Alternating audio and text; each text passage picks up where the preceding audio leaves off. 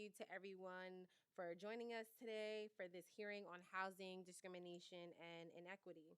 Currently, we are living through what is likely New York City's worst housing crisis to date. Skyrocketing rent costs and slow to follow income increases combined with a mismatch between the demand for affordable housing and its supply are two of the largest contributing factors. And while this situation is unsurprisingly impacting the wallets of New Yorkers, it is also serving as a driving force behind gentrification, displacement, and continued segregation. As we look at these trends, it's clear certain communities are disproportionately affected, underscoring why we must pay attention to who is being left out of stable housing opportunities. Neighborhoods that were redlined during the 1930s continue to have higher rates of poverty. Additionally, the devaluing of redline neighborhoods impacts access to services and resources, and the usage of redline maps to determine a neighborhood's value is seen as largely responsible for the conflation of proximity to people of color with declining home values. And now, nearly a century later, data shows that these effects are ongoing. According to the 2020 US Census, New York City holds a status of quote-unquote high segregation and ranks as the seventh most segregated city in the United States. Equitable access to housing isn't only limited to racial or ethnic discrimination. Our city's human rights laws is expansive and covers a multitude of protected classes, including lawful source of income. The outlawing of source of income discrimination is aimed at aiding those facing unfair stigmas and stereotypes associated with receiving some form of rental assistance. Yet, despite active enforcement, it remains the most prevalent form of illegal housing bias in New York City. These ongoing violations show that protections on paper are not always experienced by residents and that enforcement must be responsive to how landlords actually operate. Some landlords continue to use tactics to sidestep the law, such as steering voucher holders away from coveted neighborhoods and requesting exclusionary credit scores or exorbitant fees, while other landlords cease all communication with prospective tenants upon learning that they will use a voucher to pay their rent. And that's true. I actually did like a secret shopper. And that happened to me as I pretended that I was looking for an apartment and had a voucher and had that experience as well personally myself. So furthermore, locations of housing choice vouchers, or HCVs, households show patterns that continue to inhibit equitable access to various types of neighborhoods, with approximately only 1 in 5 HCV households living in low poverty areas and over 40% still living in high poverty areas based on a study between 2010 and 2020. This is a very long opening statement, but I'm gonna keep going. While we are fortunate enough to live in a city that is always working to do right by its residents, despite a difficult political climate and less than ideal economic circumstances, we are not immune to the eventual effects of decisions being made at the federal level. The federal government has historically worked to ensure equal access to housing through the Fair Housing Act, and I just saw on the news that guy that they fired from HUD, wild, which prohibits discrimination in housing based on race, color, national origin, religion, sex, or family status, and tasks the Department of Housing and Urban Development, which we know is not doing this, also known as HUD, with enforcing such violations. According to recent reports, the Trump administration has refused to enforce the Fair Housing Act. Internal documents have quoted members of the administration as stating that decades of housing discrimination cases are artificial, arbitrary, and unnecessary. It is clear enforcement of anti-discrimination policies and the increase of equitable access to housing are nowhere near close to being priorities for this current presidential administration. Though we don't have much power over what is happening federally, I do look forward to having a productive discussion with our own local enforcement agency. I argue probably like the only real enforcement agency right now when it comes to human rights during today's hearing.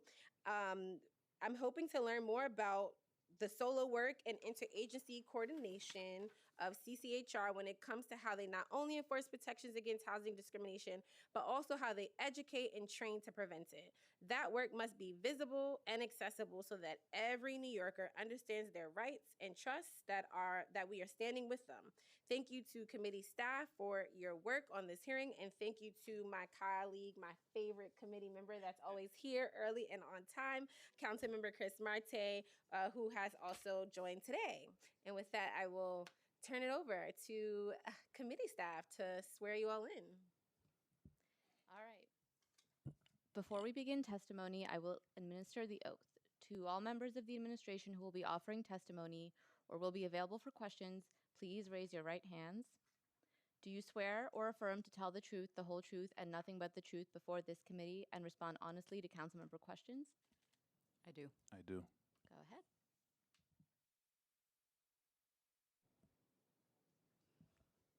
Good afternoon, Chair Williams, Councilperson Marte, and committee staff.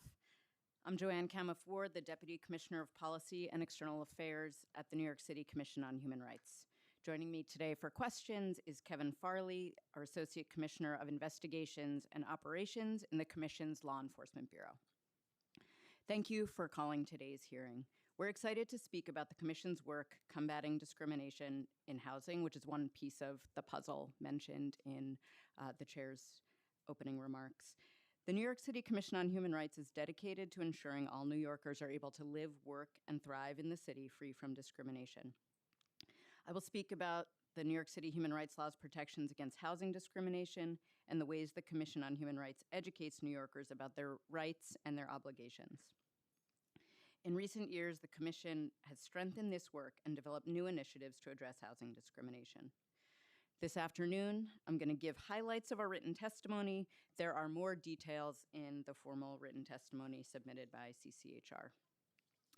So I'll just start by underscoring that New York City human rights law is one of the most robust civil rights laws in the country, prohibiting discrimination not only in housing, but employment and public places.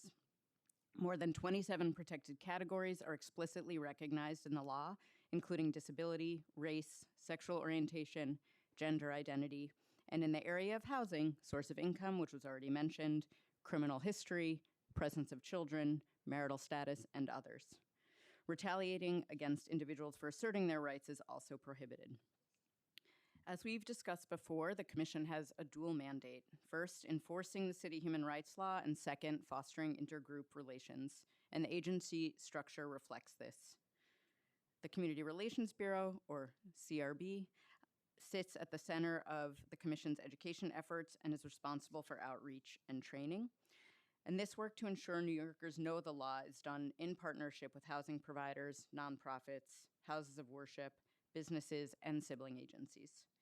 Commission staff lead public events, host roundtables, organize days of visibility, and participate in resource fairs, among other activities to reach New Yorkers where they are.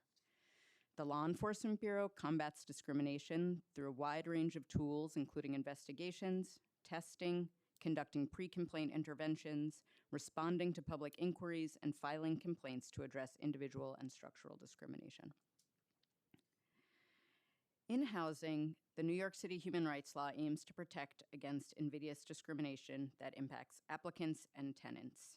Housing providers with obligations include brokers, building owners, property managers, and their agents and employees. The law prohibits these covered housing providers from refusing to sell or rent housing, from misrepresenting the availability of housing based on a protected category, or from setting different terms and conditions because of an individual's protected identity. Today, we're going to highlight work that demonstrates how the Commission has been tackling housing discrimination, focusing on three main areas of the law: expansive protections for persons with disabilities, source of income protections, which make it illegal to disqualify applicants and prohibits landlords, brokers, and other covered housing providers from treating people less well because they pay in part or whole with a voucher or other public assistance.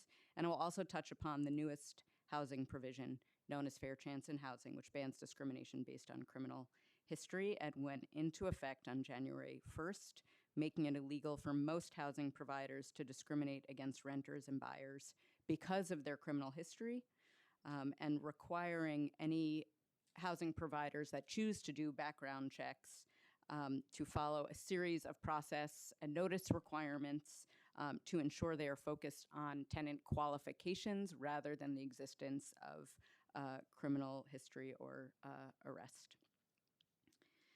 The Commission effectuates these and other housing protections in a number of ways. I'm going to start with education and outreach. So in fiscal year 25, the Commission achieved a new milestone, engaging with more than 150,000 New Yorkers, which is the highest since I've been at the Commission, but we think it might be the highest ever. One consistent and growing pathway of engagement is our free facilitated trainings. We have a range of trainings covering the human rights law's housing provisions, including a general 101, an overview of housing discrimination, a training focused on disability protections, as well as a new training focused just on fair chance in housing.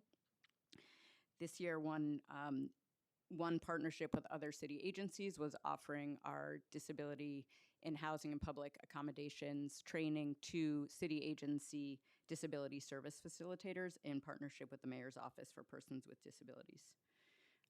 Of course, in addition to educating city workforce, the Commission works diligently to meet New Yorkers where they are across the 5 boroughs. This is increasingly important in the current time when there's a lot of government mistrust. So our collaborations range across our protected categories and across boroughs. We offer our housing training, for example, in older adult centers across New York City. More recently, over the summer, we hosted a Disability Unite festival along with advocates, training about 5,000 people on the human rights law and engaging in other activities as well. The agency also partnered with the Bronx Borough President's Disability Advisory Council and Centers for Independent Living. CCHR has additionally worked with a range of collaborators to spread the word on fair chance and SOI protections. This includes CAMBA, Asian Americans for Equality, the Harlem Development Corporation, the Fortune Society, among others. Fiscal year 25 also saw the second year of CCHR's partnership with the Fordham Real Estate Institute, which features a free course for brokers and realtors who earn professional credit while they learn about the city human rights law. We are also excited about a new partnership to promote awareness of the Fair Chance Housing Law. This year, CCHR is collaborating with a public artist in residence who is producing a theater performance that includes scenarios of discrimination and educates about the human rights law, also while having audience participation. That will be shown in locations across New York City and has been developed in partnership with reentry organizations and individuals impacted by discrimination based on criminal history. Additionally, for Fair Chance, we launched a citywide multilingual campaign, Break Down Barriers to Housing, to ensure housing providers and residents are aware of their rights under the Fair Chance Housing Law. This campaign appeared in print and link kiosks and digital platforms, as well as in convenience stores, really building on other past housing campaigns like Vouchers Pay, Discrimination Doesn't in 2023. I will now turn to fostering accountability through enforcement tools. So the Commission's Law Enforcement Bureau uses a wide range of tools to address discrimination, from testing to pre-complaint interventions to case settlements. Pre-complaint interventions are utilized in particular to address housing discrimination through an expedited resolution. In fiscal year 25, the Law Enforcement Bureau fielded over 15,500 inquiries from members of the public, which included 1,222 jurisdictional inquiries related to housing. This is consistent with the upward trend of inquiries over the past 4 fiscal years. Additionally, the vast majority of the over 300 pre-complaint interventions were also in the area of housing. Pre-complaint interventions were used to secure housing opportunities, such as an apartment viewing for an individual paying with a voucher who may have been ghosted. The Commission's PCIs can also allow for reasonable accommodations for a tenant with disabilities to be implemented without a complaint being filed where the parties are willing and it's otherwise appropriate. Of the more than 600 claims filed in fiscal year 25, 170 were in the area of housing. These filed claims are often resolved through settlements, allowing the Commission to pursue monetary awards, civil penalties, and other creative forms of affirmative relief, such as policy and practice changes. The Commission is proud to have effectively utilized settlements and source of income cases to increase housing availability for voucher holders through set-asides and broker incentive programs. In one key example from last year, in partnership with the Fair Housing Justice Center, the Commission settled its largest ever housing case, resulting in 850 units being set aside for voucher holders and $1 million in civil penalties for New York City. This example represents one of the ways that the Commission uses enforcement tools, and we've spoken as well about education and outreach. I'll just close by saying Commission and our staff work with dedication to address discriminatory policies and practices that stand in the way of housing access through our dual mandate of enforcement and education and outreach. We appreciate the Council's time and attention and welcome your questions. Thank you. I know we discussed this in previous hearings, but could you just talk to us a little bit more about the testing that you do in relation to housing discrimination? Thank you for the question, Chair. Most of our testing at CCHR is going to arise from allegations of discriminations that are being made by members of the public. A lot of times it is necessary to test in these instances to substantiate the discrimination, to aid in our pre-complaint interventions, to get rapid housing for folks. Another part of the testing is going to come from referrals or tips from sister agencies or community-based organizations that are interfacing with the public and have knowledge of bad actors that they're referring our way. Okay, and what do you actually do? Like, how do you conduct the test? Typically, it's going to be paired testing. Well, it will vary depending on the protected class we're attempting to test. The one you referenced, the one that's most common, prevalent now, is source of income discrimination. And typically we have a paired testing model where essentially, you will have an inquiry or from someone posing as a voucher holder about the availability about renting an apartment. And then you have someone posing as someone with earned income trying to rent the apartment. And we're looking for differential treatment there to determine if discrimination is happening via email, telephone, things like that. Okay. Do you find that the testing has been effective not only in identifying bad actors, but in preventing future infractions? Absolutely. I think the fact that we kind of have this in real time tool to use, typically our testing related to pre-complaint interventions will happen within the first 24 to 48 hours that the member of the public is contacting us. And the fact that brokers and landlords know that, these things won't linger. Without that, maybe the delay, people will be less likely to follow up with these formal complaints and things of these natures. But we're contacting brokers in real time. We're sending different types of enforcement letters. I think that real time element of it is very effective in terms of deterring brokers.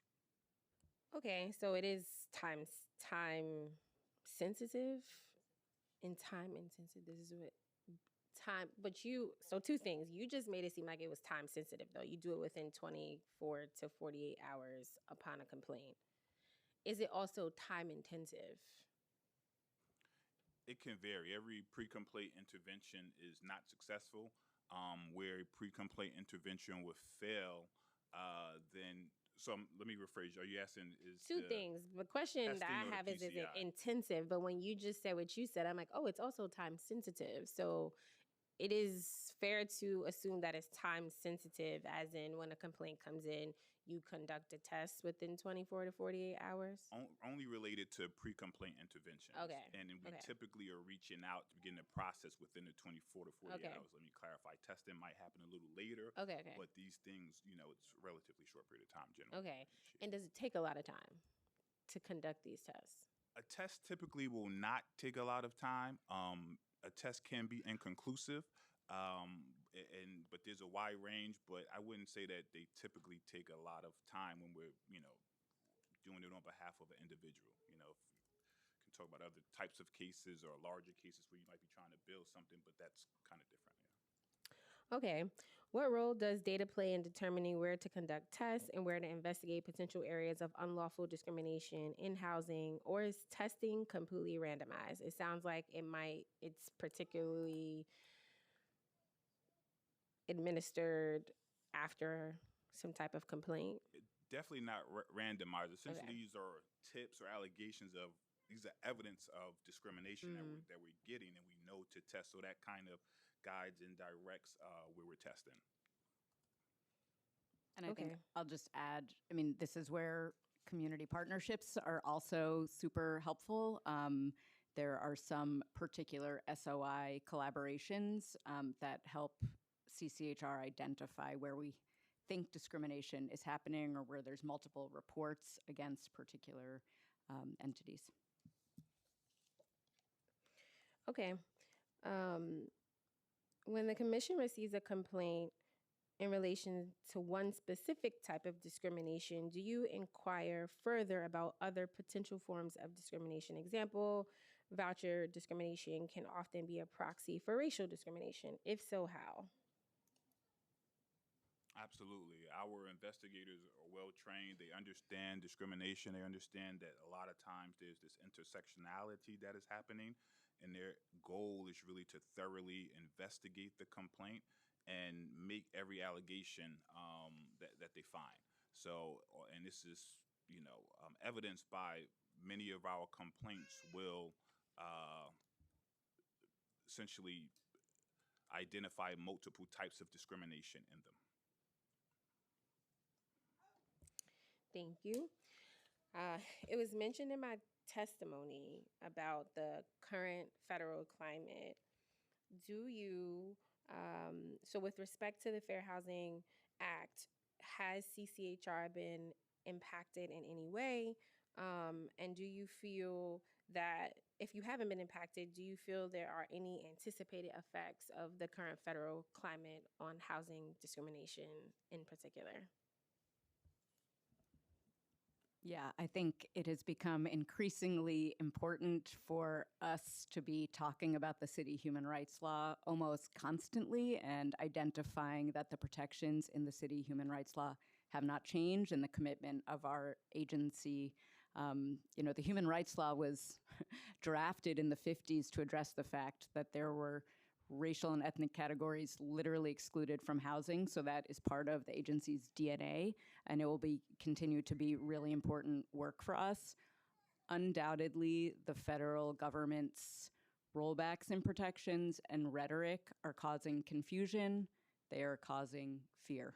So that means that CCHR is enhancing our efforts to be in communities to do all aspects of our work. So for example, our enforcement team is in Queens today doing intakes with a community partner, right? We know people do not necessarily have the appetite to come to a city office building, government building, which can be very stressful in any time, but I think is increasingly so.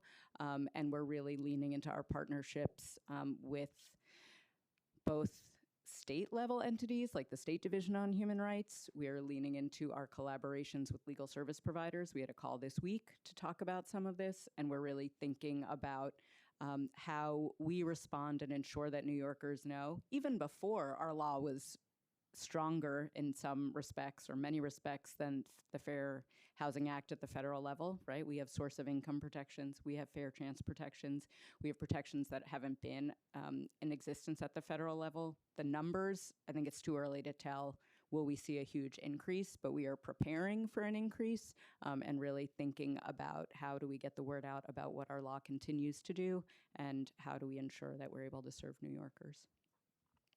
Yes, that's why we wanted to have this important hearing so people know that we have amazing laws in New York City in an agency that is very small but mighty.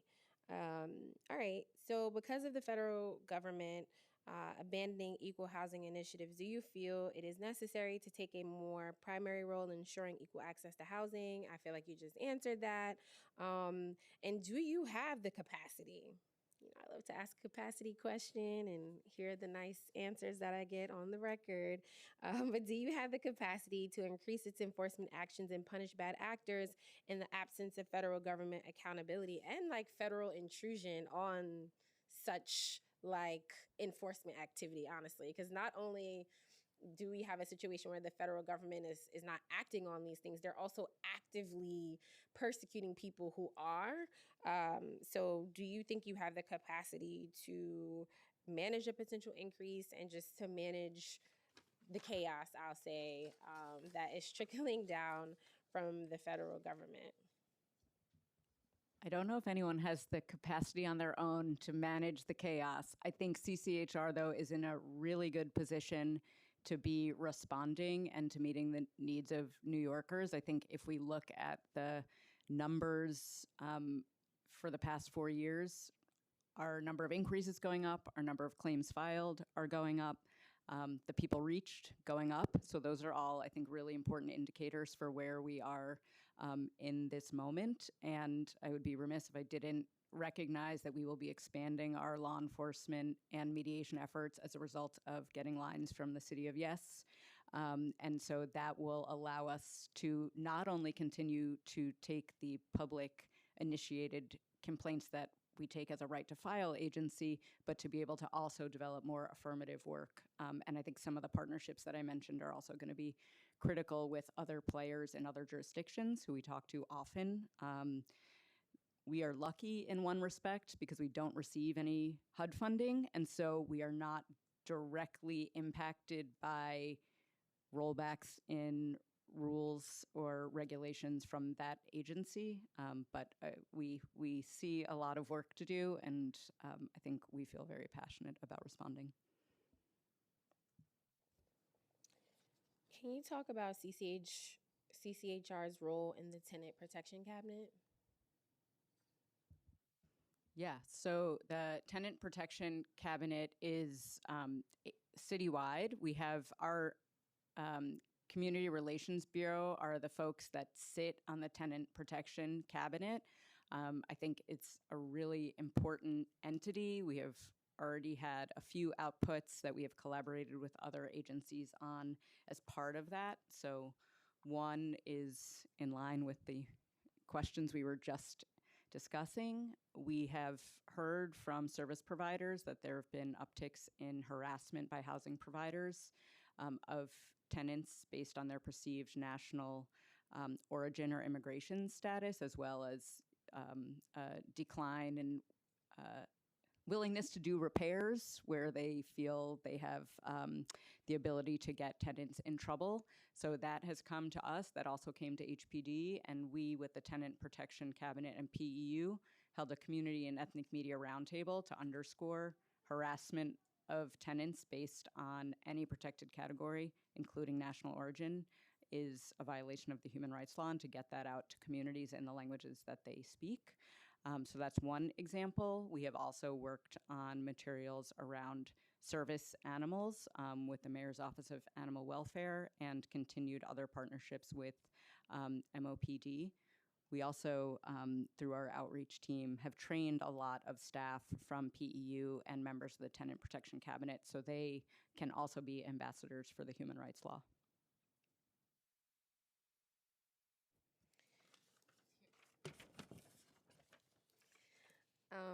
Another question that I have is about capacity again, but regarding the Fair Chance and Housing Act. So do you feel, and I guess another question I have, let me take a step back. So because of City of Yes, you got increased lines, particularly for source of income, even though I learned that it's not necessarily a separate unit per se. So how will you utilize those lines? Will it just be an overall increase in LEB, or is it just specific to source of income cases?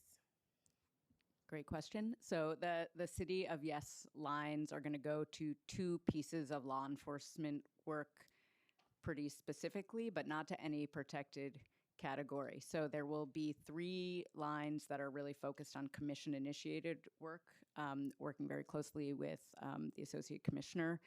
And there will also be 2 that go to our mediation work. So that's a way that we leverage staff when there are attorney-filed cases and both parties are represented to try and resolve cases without the formal complaint process.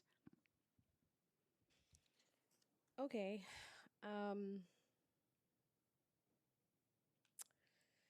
Can you tell us more about the retention rate of attorneys dedicated solely to working on particular housing discrimination cases, whether it's source of income or fair housing or disability? Or is it kind of what you said, like that division kind of works on a wide range of things, not specific to a particular housing discrimination infraction? Yeah, so law enforcement bureau staff increasingly are working on every issue. It's one of the moves that have been made so that we can pivot and be responsive to what is happening when people contact us. So there are specialists in certain areas, in disability accessibility, in source of income interventions, but the staff that have expertise in those areas are also very informed of the human rights law and can plug in on other cases. And attorneys also similarly work across issue areas. But I don't know, Kevin, if you have anything to add on that. Are you able to provide us with a breakdown of the types of source of income discrimination inquiries you've received? Are there certain types that are more prevalent? For example, getting ghosted by a landlord, coerced away from units in coveted neighborhoods despite otherwise qualifying, or being asked for exorbitant fees? Thank you for the question. Previously stated, source of income discrimination does continue to be the most prevalent type of housing discrimination. I can't really say specifically, but anecdotally, I would say ghosting leads the pack, and has for the over the course of the last few years. Um, Misrepresentations about the availability of apartments is also common. You also might see certain things where you have individuals keeping a separate waiting list for voucher holders, and it's different from those with earned income. And we've had successful settlements related to brokers and landlords that have such practices. Thank you. I just wanted to acknowledge Councilmember Joseph has joined us. Do you have questions? Okay, good. Let me know. Okay. Does CCHR think of tenant advocacy and protection outreach as separate from its general anti-discrimination outreach, or is it, or as one in the same? Great question. I think we see our outreach as integrated, but also specialized. So I think the answer is both. I've mentioned in the testimony a few trainings that really cover all the protections in our law, and that is also because individuals who experience discrimination often experience multiple kinds, and many of the nonprofits that we work with also work across issue areas.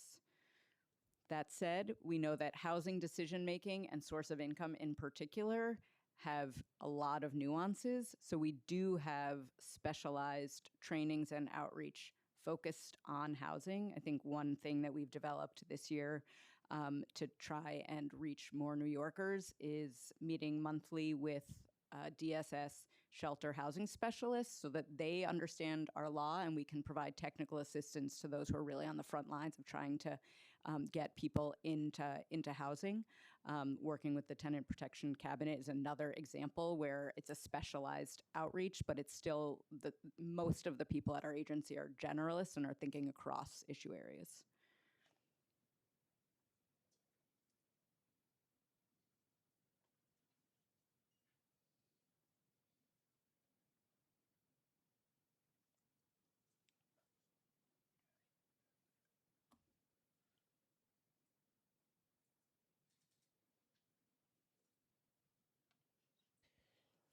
Okay. How do you work with community-based organizations in this field? I'm going to start off by talking about some of the education and outreach and kind of more policy-sided work, and then I'll turn it over to my colleague, the Associate Commissioner, to talk about law enforcement partnerships. I think really important education and outreach requires trusted relationships. And so we work with a lot of organizations who are focused on housing. We mentioned CAMBA, we mentioned legal service providers as well. And we have resource fairs where we participate just with housing organizations. HPD's Where We Live citywide housing plan is one example of spending months doing listening sessions with community members, and part of that is CCHR training on the human rights law. And entities that receive HPD funding also are trained on the human rights law. And as I mentioned as well, for Fair Chance Housing, we've been working very closely with the advocates who were part of the steering committee that pushed that law forward in order to ensure our materials are clear, that they are known and translatable. And I mentioned our public artists in residence already, but it's been really super exciting as a lawyer to be in reentry spaces where people are acting out scenarios of discrimination and then solving for them or telling us which parts we got wrong. And our artist in residence is an amazing also ambassador for the human rights law at the moment. And so those are some of the ways that we're thinking about how do we get out of offices really and meet communities. And that's what our Community Relations Bureau is focused on. But Kevin, You guys on the never enforcement send me side, invites of these things, even though I ask. we'll send you, yes, we will. I'll also add referrals are a big part of our relationships with these organizations. They're consistently referring instances of discrimination to us to investigate. Another good example is we've utilized some of our settlements to direct those resources to some of these CBOs, whether it's, we get a set aside for X number of apartments, the landlord's looking to house people, we will inform them of it so that some of their clients and things can comply for some of that discrimination relief. Councilmember Joseph? Thank you, Chair, so much. I had a couple of questions around outreach. In terms of language access, how many languages do you use to make sure that you're reaching out to community members that English may not be their first language? Great and very important question. So I mentioned earlier our Breakdown Barriers to Housing campaign and our Vouchers Pay Discrimination Doesn't campaigns. Those were trilingual campaigns, so the primary languages were English, Spanish, and Chinese, which for the most part track our non-English language highest number of inquiries and claims.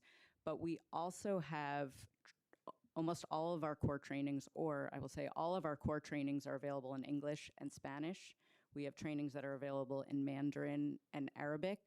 And in the past 2 years, we have also worked with translators to do very short kind of PSAs in a number of languages that were introduced and became more prevalent in New York City as a result of new arrivals and asylum seekers. That is all in addition to the fact that our staff speak 25 languages. The materials that we produce for our campaigns and our written resources are in the 10 local law, 30 languages as well. For those, which was earlier this week, I had a hearing, and it was interesting enough to see that for those who don't read and write their native language, how are you reaching out to them? Because we also have that issue too. Folks don't, my mother doesn't read Haitian Creole, but she speaks Haitian Creole. Yes, also great question. Radio has been a way that we have been working to reach people in languages other than English. We also have a predominantly English radio show that I moderate with others, but we have done short kind of PSAs in other languages. We use Taxi TV as well, and those are spoken and often can be translated. Thank you. How do you keep track of neighborhoods in which these cases originate from? Where do you see most of these discrimination cases are coming? What neighborhoods do you see them coming out of? We track our complaints by jurisdiction and type of discrimination. So jurisdiction is going to refer to whether it's employment, public accommodation, or housing, and then type. So the protected class is implicated, gender, race. So that's how we track our complaints. We do, however, have very strong relationships with various community-based organizations that does kind of take a geographical approach to monitoring what's happening in discrimination, and on the back end, are referring it back to our agency for investigation and prosecution. Sorry. Do you keep data on that? Do you keep data at least per borough, per types of discrimination? Because there's so many, from ageism to racism to all kinds of stuff. And for example, landlords who refuse to take these vouchers. How do you do that type of enforcement? And where are you seeing most of these numbers coming out of? Where are you seeing them? So geographically, you're asking? Right. We have that data. We don't release it publicly. Right.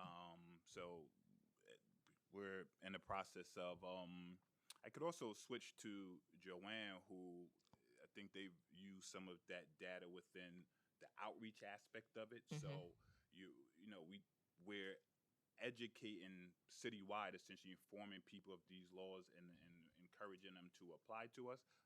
But specifically, we don't keep it in that manner. But that data also, that's what drives your work, right? Based on the information and the numbers that's coming into you, right? All agency, I think all policymakers, data drive our work, right? Right. The data we use is typically by number of complaints based on the jurisdiction and type, not geography. Okay. Yeah, and I think, we've talked about in the SOI space, we can have individuals that come to us and they've experienced 10 different types of voucher discrimination at different buildings. So I think there's also on our end a hesitancy to release data that's not actionable or doesn't tell the whole picture. But as Kevin said, there are a number of nonprofits who are tracking specifically source of income discrimination by borough and neighborhood. We have done, as we were developing our kind of plan for fair chance outreach, we also used a lot of census data tracked information, CDTA, I think is the acronym, to try and identify where are the housing providers that are covered by the law, because a lot of New York City housing is two-family, that's not covered by the law, but looking at high levels of poverty, high levels of reentry, and also where there are larger buildings, so that we could think about on the outreach and prevention side, how are we getting into some of those neighborhoods. And I would say anecdotally, the Bronx and Brooklyn neighborhoods show up a lot. Yeah, Brooklyn shows up a lot because there's a lot of development and a lot of folks can't access it. This is where, when we talk about gentrification and equitable access to housing, this is where it comes down to it. Because I know some practices still happen around the poor door entry, right? If you get an affordable unit, there's an entry for you, and if you get a market rate apartment, there's another entry for you too. And we have had cases challenging that practice and the different terms and conditions, not even to mention a different entrance, but all kinds of differences depending on how people are paying. And that is something that we have looked at. And I think before you arrived, Councilwoman Joseph, we were speaking just about how we will be using some of the lines from the city of Yes to expand our commission-initiated work, which will have the bandwidth to be able to more strategically look at the places where this is happening. Often, as Kevin was saying earlier, right now we're responding to public initiated complaints. That's 90% of what we do. And so the ability to partner with others who have a lot of this data, it's not a question of the data not being there, but how do we integrate our own system so that our outreach is feeding into our case management system, and we're able to look at those things, and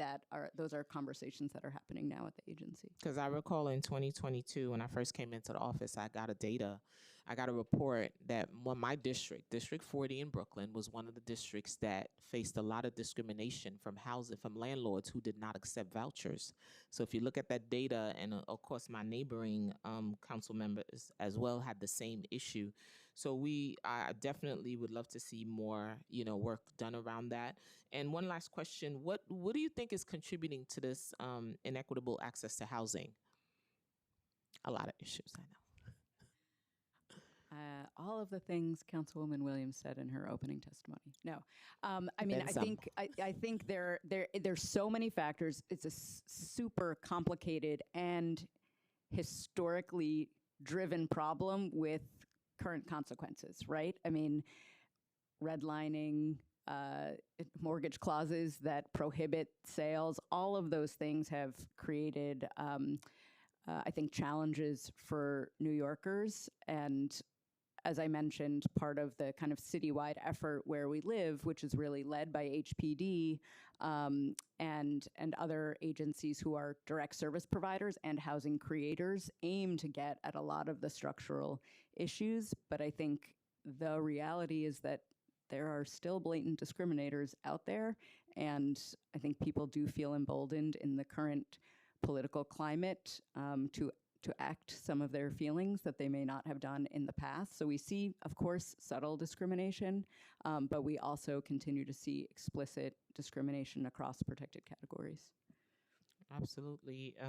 Yeah. So, is there any policies and enforcement that's successful in preventing? I know it's a wish, but I'm just asking, is there anything in your toolbox that can really protect more of our vulnerable communities? Our communities are being displaced at an alarming rate. And where I'm seeing this, especially in our Black and brown communities, our older adults are being pushed out at the fastest rate than ever. And they're entering the shelter system as a fast rate. And also our older adult immigrant communities are also facing this as a faster rate. Yeah, I do want to point out, I think, two of the tools that we think are highly effective, especially in the source of income space. They are part of the affirmative relief that we can order in cases. I think as a not direct service providing agency, we often are involved on the back end after something has happened. And these are some tools in addition to monetary fines that we have used. So I don't know, Kevin, if you want to talk a little bit about broker incentives and set-asides.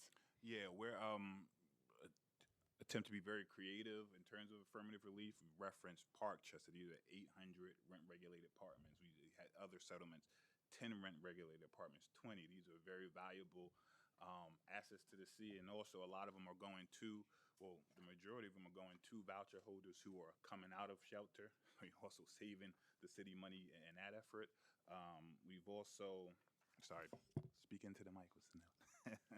We've also, for example, done creative thing with brokerages. For example, one I can think of where and these are established, well-known brokerage. We're not just going off the low-hanging fruit, to where they incorporated incentives for their brokers for placing, for example, voucher holders. So in addition to education, we've definitely, and civil penalties, of course, we've really developed the toolbox, which we think is being very effective. And in part, we also think the increase in source of discrimination complaints is somewhat related to our effectiveness. And we have these CBOs that are, referring us. I was a former workforce CBO before. You don't want to refer folks just anywhere, but you refer them to places where you know they can get assistance. In the list of folks who are repeat offenders on this list, what is the process? How do you handle that? Yeah, so I think we have a few tools in our toolbox. One, again, is there are bad actors and then there are uninformed actors. So we definitely try to get at the uninformed actors by creating partnerships for housing providers specifically. We work with PEU and the Tenant Protection Cabinet and HPD on that, who have kind of landlord groups that they meet with regularly and sometimes fund. So that is on one side. I think we cannot also underestimate having people informed and knowing how to report, but also seeing our faces, right? Like, you need to trust someone if you're going to report discrimination to them. So that's the expansion of our outreach, education, and intake in community spaces. And then in our affirmative relief, when cases are settled, the deterrence tools are civil penalties, where how egregious someone has acted can be reflected in how much money they have to pay. That's can be helpful. It's also an area where we would like to increase civil penalties so that there can be a greater deterrence effort. We can also monitor entities. So if you've been before us before, it's likely on a future case we are going to be monitoring something because you have not agreed to what was part of the settlement earlier. And then I think also the broker incentives and set-asides also come along with trainings. So when Douglas Elliman brings their brokers to a training, that's a lot of folks who are learning about protections that they may have not been informed of or may have forgotten. Thank you. Thank you, Chair Williams. Thank you. The question that Councilmember Joseph had about language access, I know this has come up in previous hearings, just wondering if there has been any thought put into how we properly compensate staff who work for CCHR that are bilingual, because I feel like so many people are drawn and are recruited to that agency that come from so many different types of walks of life, and they just naturally speak another language, and then that language is utilized for their jobs in many ways. So have you all thought about how to properly compensate people who speak multiple languages?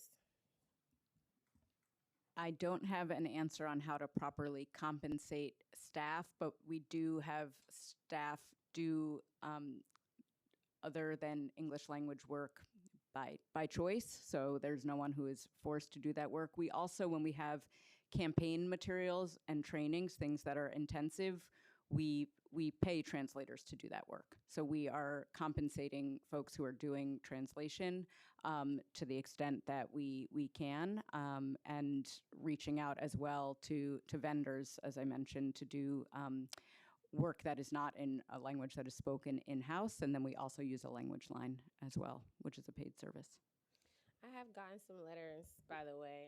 I feel like I've maybe spoken to you about it in the past, maybe not, but I have gotten letters from, I guess, whistleblowers within the agency that say that they're, how you describe it is that it's kind of like voluntary, like they can use their language, it's not required. But I have gotten some complaints in the past from people who are testers that are like part-time, or people who work in the agency that speak multiple languages, that it does more so feel like a requirement for them and not something that they kind of can casually do if they want to because they understand a particular language. So just flagging, and made me think about that. And I don't know what happens. I know you have lots of people that work there, but it was something that has been flagged to me maybe like 2-3 times since I've been chair of the committee. So I'll take that back to our leadership team and we'll discuss. Thank you. Thank you. And then I know there was a question and conversation around geography.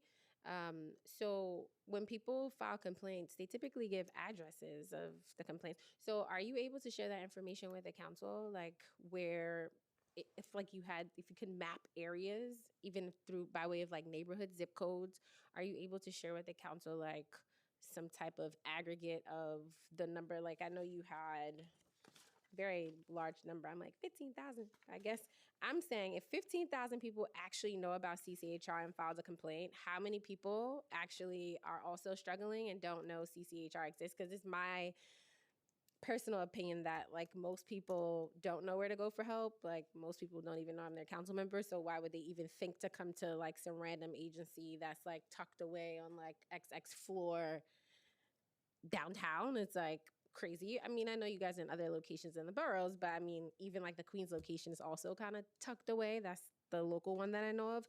So it would be helpful if you can send it to us. Like, well, where do you see, based off of these like 15,000 complaints? What did you say? You said 15,000. Yeah, it's 15,000 people call us. Inquiries. Yeah, so that does not mean okay, that or people are calling at least because for the 1,200 yeah.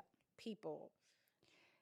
Are you able to map it for us and send So it? I think we can share some aggregate data. I think our concern always when we get requests about specific claims and cases is to ensure that we are protecting people's identities who come to us, and so we can share information that is at a higher level that doesn't like compromise personal identifying information. And I think the other piece is that we do publish our settlement highlights on our website every 6 months, as well as commission-initiated complaints. So all of that is publicly available, but is not broken down in the way that you're talking Yeah, about. it's not mapped. Yeah.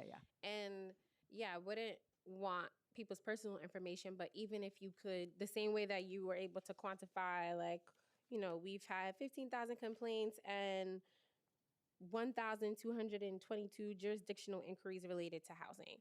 It's like, well, out of the 1,222 jurisdictional inquiries related to housing, if you could map, like, okay, we had like 10 in Southeast Queens, we had 5 in Central Brooklyn. Like, it doesn't, I'm not asking for like any real levels of specificity, just broad understanding of like, well, what parts of the city are these complaints coming from? I think it would be useful information. And then my last question is, are there any ways that the council can be helpful? Because, I mean, on one end, I'm pretty critical of capacity. I think that's been like my ongoing criticism of the agency, because I just don't think you all have the capacity to do your work in ways that obtain maximum impact. I know you all are making impact. It's very clear from your numbers, but I think everybody could always be doing more, of course. And so I'm always thinking of ways, and I know I've met with you all about this, like how can the council be helpful in promoting the services that you have, promoting just even being educated on like the different outreach components so people actually know where they can go. I'm always, as I say all the time, I'm always concerned about the people that don't know you exist. So I'm very happy for the 15,000 complaints, but there's 8+ million people in New York City, and I feel like this is probably such a small fragment of people who are actually dealing with various forms of discrimination, not just housing, but we're talking about housing today. And so, yeah, just wanted to ask you, are there other ways that the council can be helpful? Because it's 51 of us, and we represent, over like 170,000 plus people. And I always think it might be useful or beneficial to really work with members in their districts, as many agencies do, around a wide range of different types of things to just further get your messaging out about what you can offer New Yorkers. Yeah, 100%. I think as part of our effort to do intakes and outreach outside of our office spaces, city council people are critical. We can come to your offices, we can go to community groups in your neighborhood together. That is, we find being in space with people is the best way to build trust. And so I think partnering on events is key, and especially with expanded pause for siren.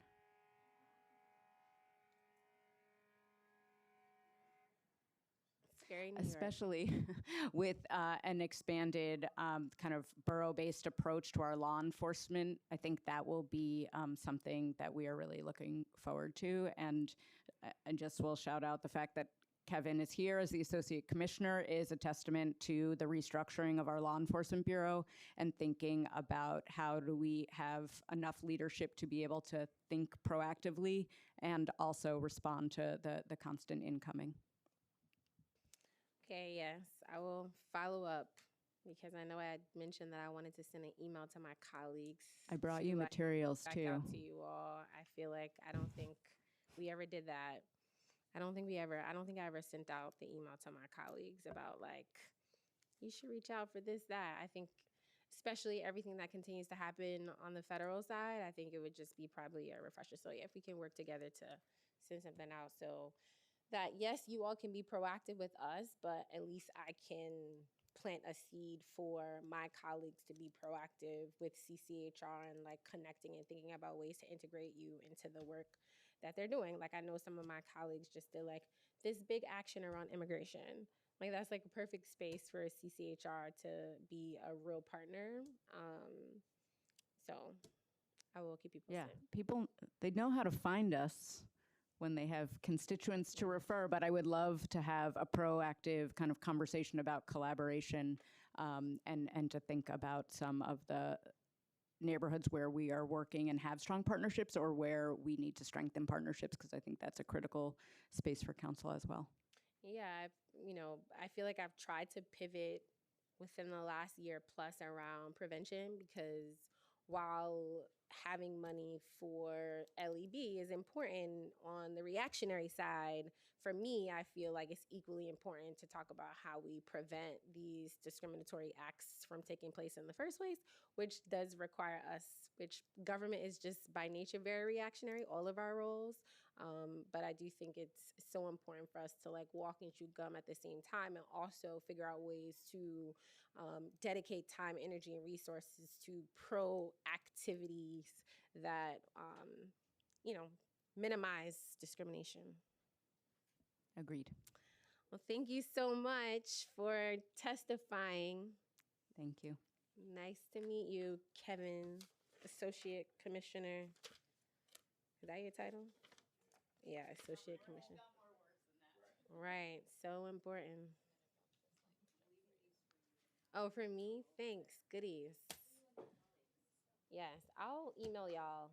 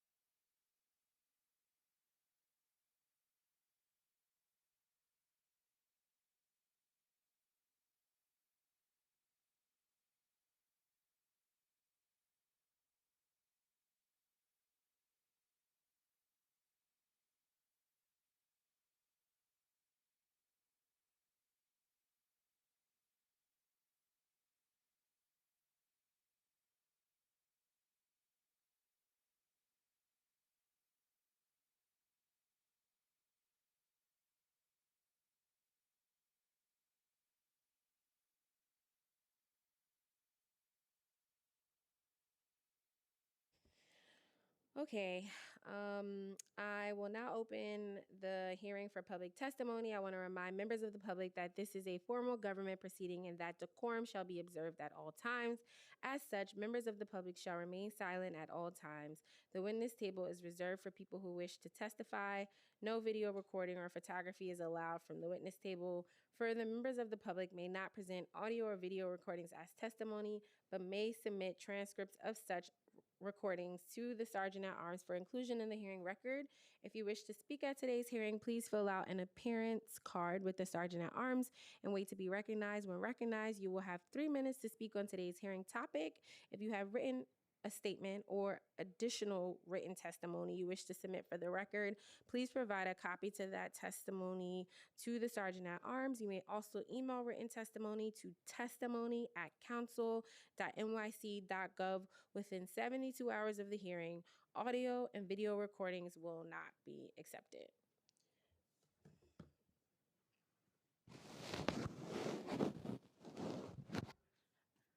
So much noise. I should have turned it off. Okay, I will call Aranake. Did I say that right? Aranake. Aranake. That was right? What is it? Oh, I. It has AY like A. You should have put I. Iranake. Okay, Iranake Hawa. Is that correct? Okay, hi. And Mr. Muhammad Musa.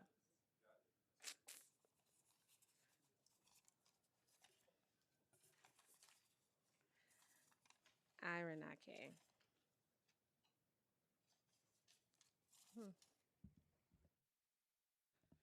All right, is this on? Yes. Okay, so good afternoon, Chair Williams and members of the Committee on Civil and Human Rights. Thank you for holding today's important hearing on housing discrimination and inequity.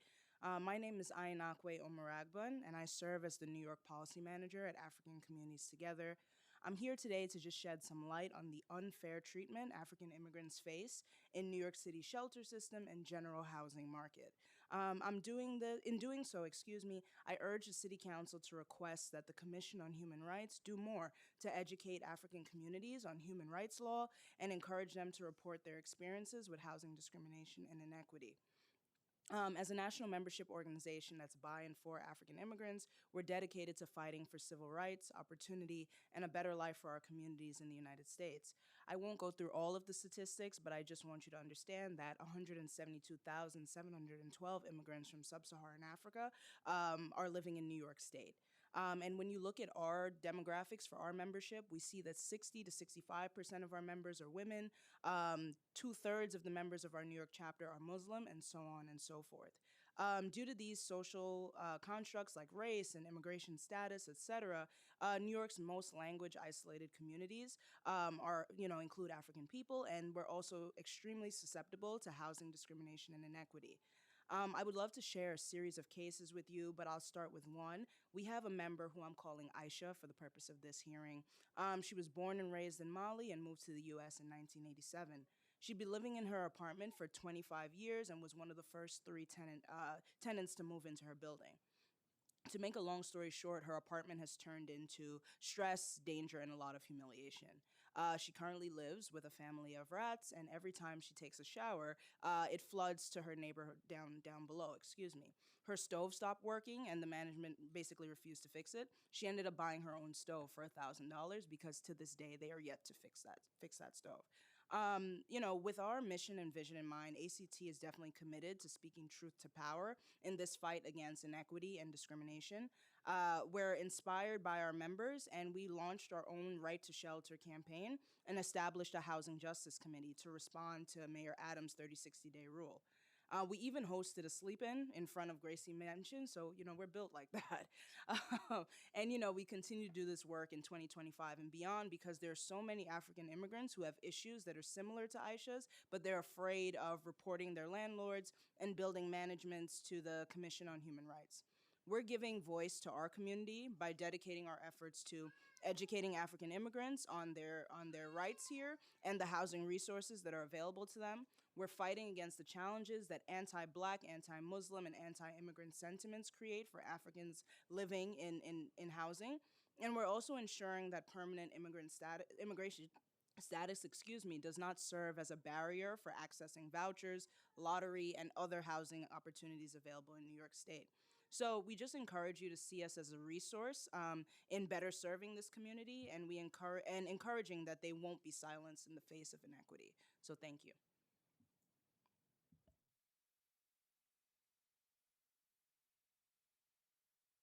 Tabore. Uh, Thank you, Chairman William, and a member of the Committee Civil and Human Rights. My name is Hawa. I'm longtime African community member. So I'm originally from West Africa, Mali, and I live in New York City 25 years. So from 2016, I volunteer in African community, ACT, from our campaign, like our campaign, hair braiding, and a campaign of human right for shelter. And now I'm working as a community guardian in African communities together to protect the African people living in New York City. I'm there today to tell you my story of housing discrimination and heal and shed the light on the experience of many African immigrants living in Harlem. I'm doing this. I hope the other immigrants feel inspired to speak out about what they are going through. In 2018, I moved to the apartment in West Harlem, 136th Street. And at that time, I feel safe and proud to have a nice apartment of 3 bedroom.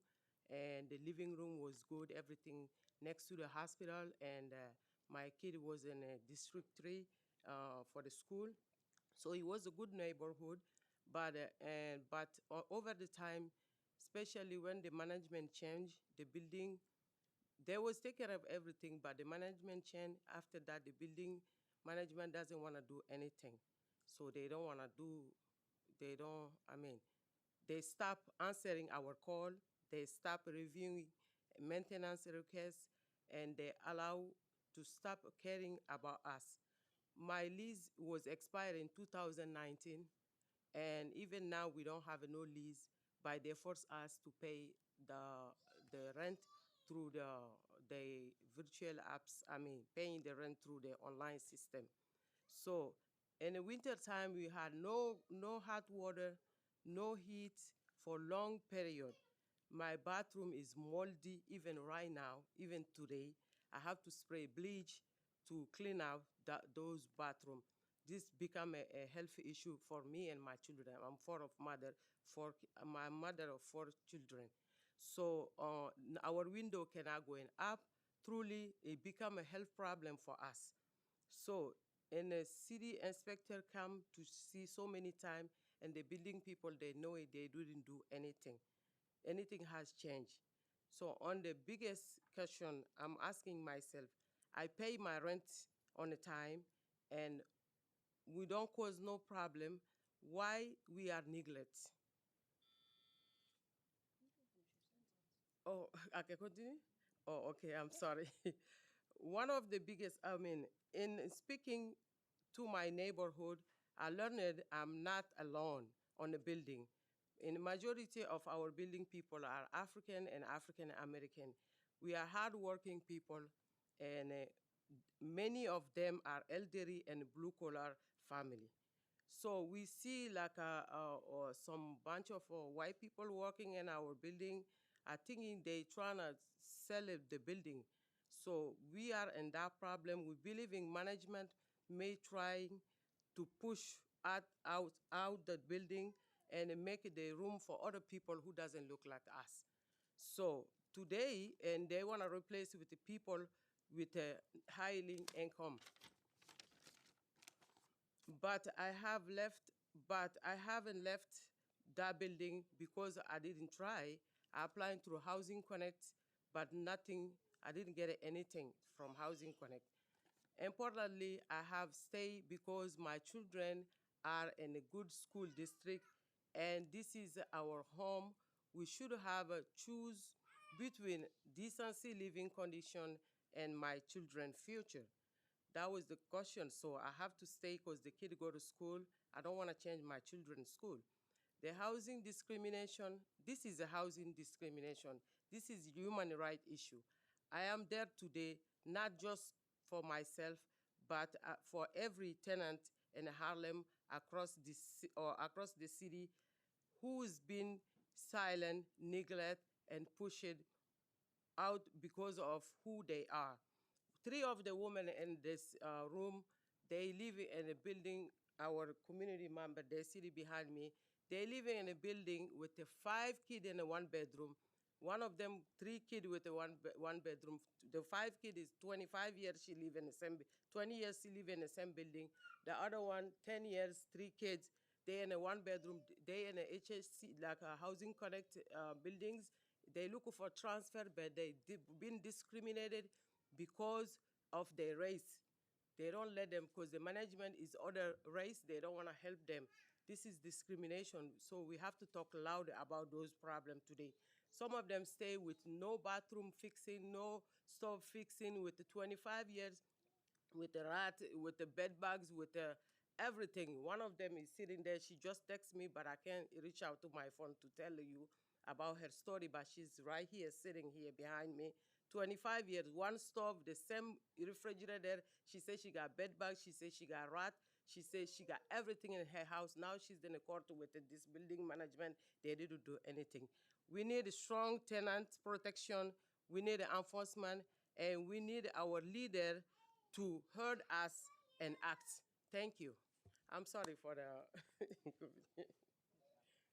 All right. All right. Okay. Good afternoon, Chair Williams and members of the Committee on Civil and Human Rights. Thank you for holding today's important hearing. My name is Mohammed Musa. I am a Ghanaian American and the lead community organizer at African Communities Together. Thank you. I am a Ghanaian American and a lead community organizer at African Communities Together. At our chapter, I'm responsible for growing and engaging with the membership base. I'm here to support our members as they speak truth to power and recount their experiences with housing discrimination and inequity here in New York City. I felt compelled to testify today because outside of my role as a professional advocate, I have also experienced the failures of our housing system right here in Harlem. In Harlem, I'm sharing my story. In sharing my story, my hope is that our members will also see that housing is not just about shelter; it's about safety, dignity, and human rights. And they don't need to be silent in the face of injustice. Um, Here's my story. I lived in my apartment on 118th Street in Harlem for 3 years, and it was my home, a place where I built my life and community. I go to the masjid every day, have a lot of friends that I've made there. And then one day, without warning, I discovered my name was no longer on the building's virtual doorman list. Um, Soon after, my key fob stopped working altogether.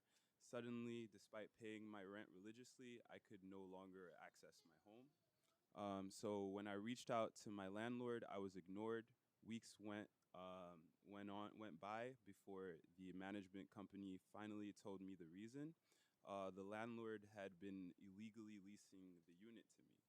So I really think this happened because, you know, where me and my roommate were, we lived in that space, and I would walk around with sometimes I walk around with my Muslim thobe, my prayer thobe, and my roommate, he's also just like a happy-go-lucky person, not very much so, not like just didn't seem like we're not, we don't look like people that make a lot of money or something like that.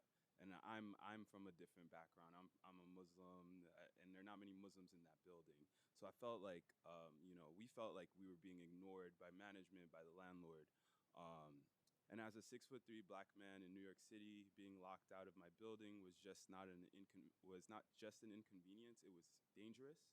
I often had to wait hours outside, hoping someone would let me in, while worrying about how I might be perceived or treated just for trying to enter my own home. I felt unsafe, I felt invisible, and I felt powerless.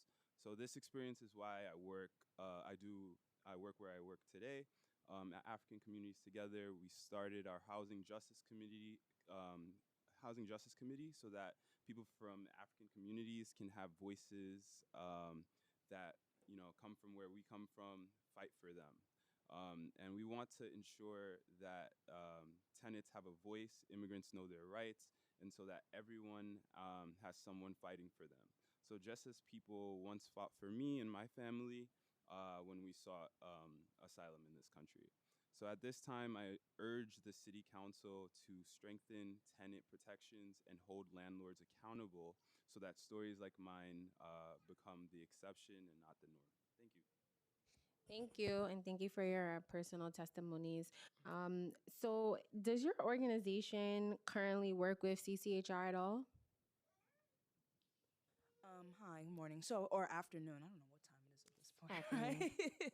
No, but I think so. We do attend the Commission on Human Rights meetings. We go to that religiously, and there are some spaces where African leaders have the opportunity to speak and share light on these issues.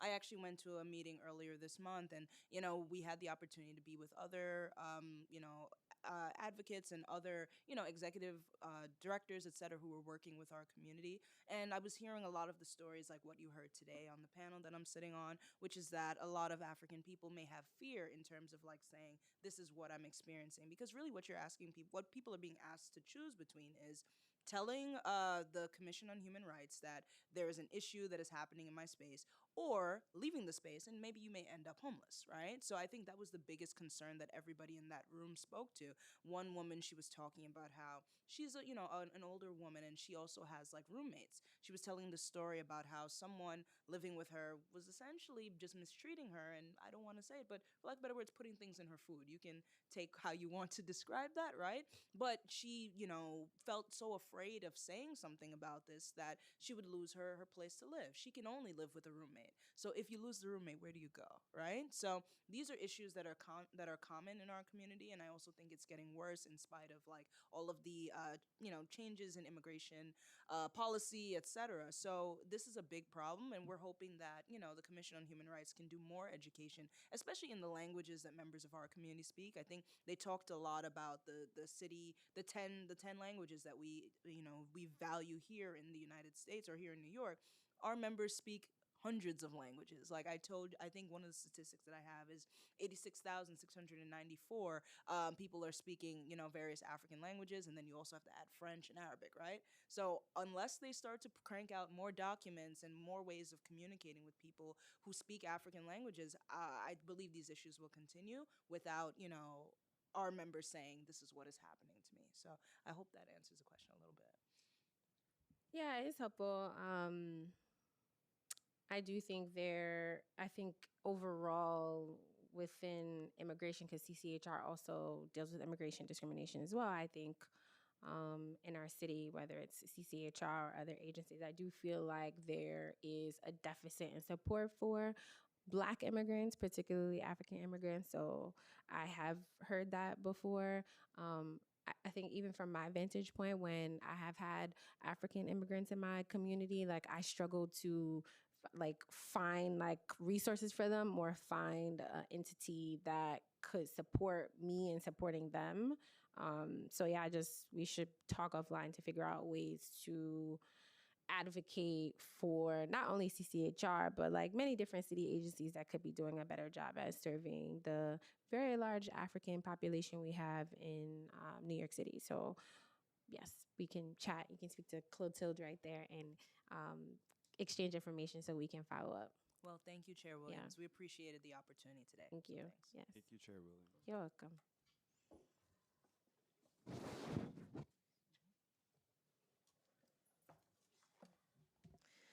Okay, next up, Robert, Jeremiah, and Arthur.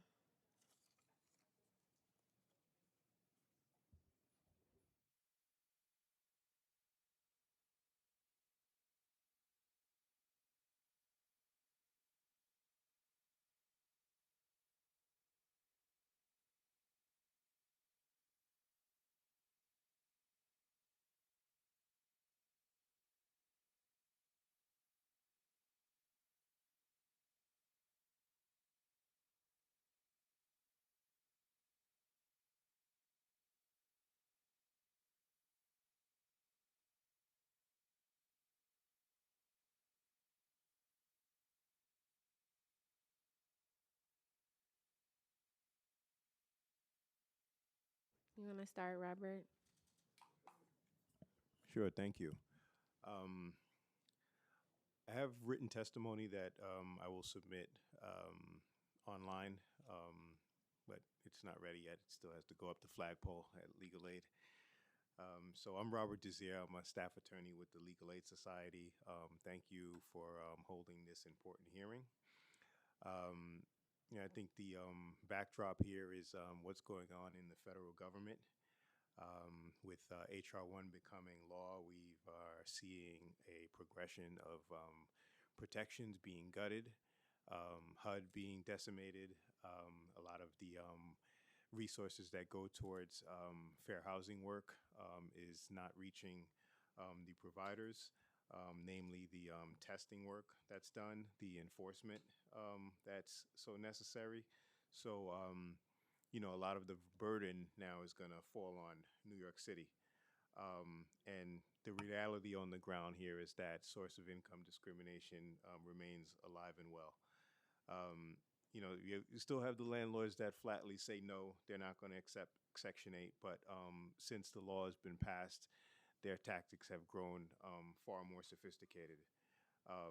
They have an arsenal that includes a number of tactics, like imposing income requirements that ignore subsidies, demanding cosigners and inflating deposits, um, ghosting, dragging out the application process until a voucher expires, pricing schemes, refusal to repair. And we're seeing a number of defenses that are being lodged in courts that are becoming increasingly novel and far-fetched. So, the law is clear, but the enforcement is what hasn't kept pace.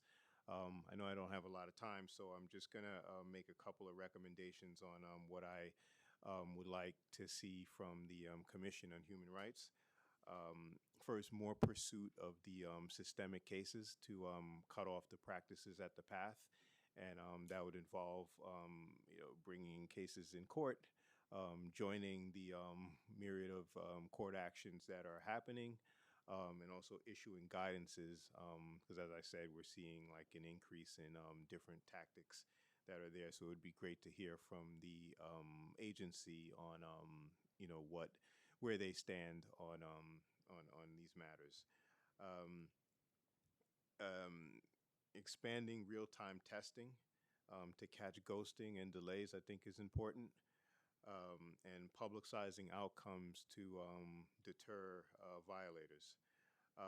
And also, I would urge council to take action. I think there are a number of bills that are under consideration, and they would create real-time financial consequences for discrimination and the unlawful credit and minimum income requirements for voucher holders. So I'll just close by saying that the tools exist.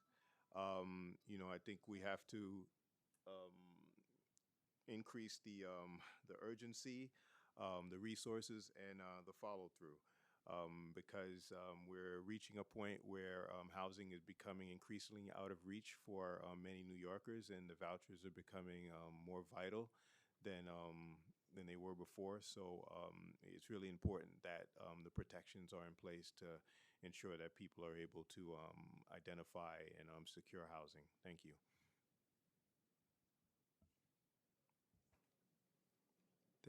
Hello, I got it. Great.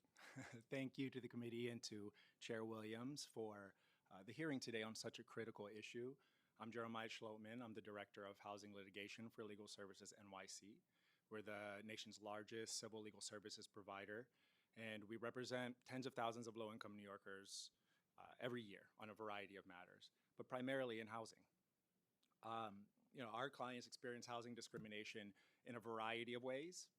You heard some of it firsthand from some of the tenants, and my colleague Robert mentioned that as well about repairs. And there's other ways as well, but all of these ways dramatically impact our clients' ability and their families' ability to break down the barriers that keep them trapped in poverty. For example, our clients also routinely face source of income discrimination, right? With landlords and brokers often refusing to even discuss renting apartments once they learn that the prospective renter has a housing subsidy, right? Or as mentioned various times by folks, sometimes you have vigorous conversations back and forth and suddenly you're ghosted when the information comes up about your housing subsidy, right? These are things, and by the way, those are little things when we talk about enforcement and Mr. Dezier's recommendations on that front about proactive enforcement. Those are things that can be difficult to catch. In an isolated experience of ghosting, for example, there can be myriad facially neutral reasons why the broker or the owner has stopped communications. But if we track patterns, for example, we may see these sort of routine patterns and a very real consistency amongst how the owners and brokers are treating prospective renters, right? Our clients also experience quote unquote steering on the basis of receiving housing subsidies, right? Where brokers or owners try to steer them into quote unquote Section 8 buildings or into voucher buildings, right? In an attempt to warehouse low income families together and keep them away from the higher income renters and the amenities for those individuals, right? This predictably reinforces the city's longstanding residential housing segregation and the uneven availability of resources between communities that frequently accompanies this type of segregation. Moreover, source of income discrimination means that those most in need and for whom there has already been city, state, and federal funding allocated, right, and appropriated, they're unable to realize that assistance and are often facing or experiencing homelessness in a needless fashion, which is not only an inhumane trauma on the families, but also a needless significant burden on the public fisc. At Legal Services NYC, we regularly file lawsuits against landlords who engage in housing discrimination. We have amazing decisions and precedent. Legal Aid has also joined as amicus on some of these significant cases, victories that are great for tenants. But those can only inure to the benefit generally to our individual clients. And understandably, many of our clients would rather settle and take something sure shot than necessarily putting themselves on the line and litigating down the road. And that's understandable, right? They have enough challenges on their plates. But here, the city, against the backdrop we're talking about, has the resources to combat this and be proactive. The local and state can be a bulwark against a lot of what's happening, the dismantling of the federal protections down to nothing more than mere rubble. But we have the tools, but it's about enforcing those laws and enforcing those values that we have in our city, and that will bring the positive impact if we're proactive about it, in line with a lot of the recommendations from my colleagues here. So we appreciate your work, and more than ever, this is a type of sessions that we need, and as we move quickly towards implementation in order to truly be that bulwark. Thank you. Should I hit the button? Am I? Yes? Okay.